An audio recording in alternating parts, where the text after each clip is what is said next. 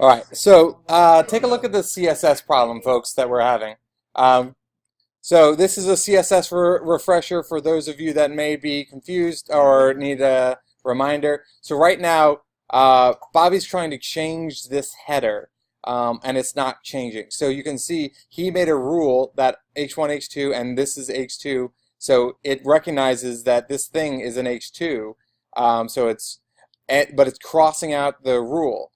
So it's not accepting this font, and instead it's using this font.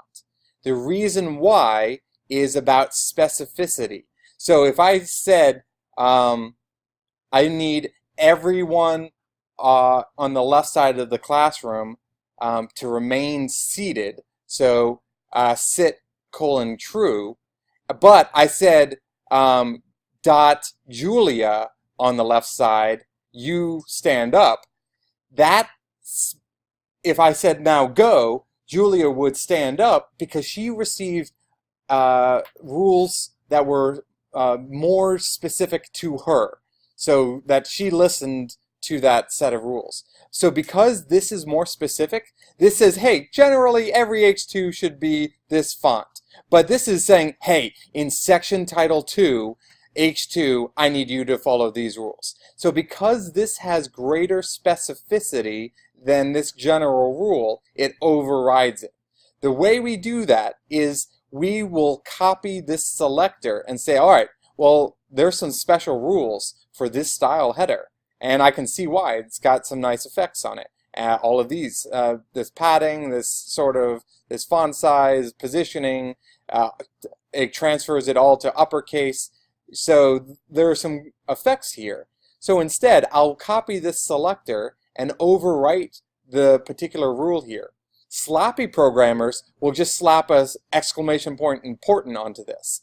Yes, that can work. And that if you hit an exclamation point important after this header, it would overwrite this.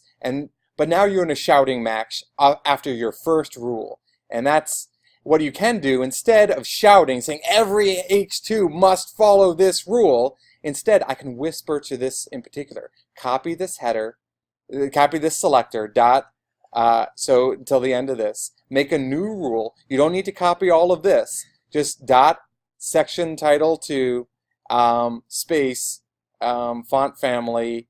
So give it a try, Bobby, and see if you can just use this selector in addition to this one, or actually even a comma. You could put a comma after this and include dot section to space H2. So you can make another comma after this and also address that.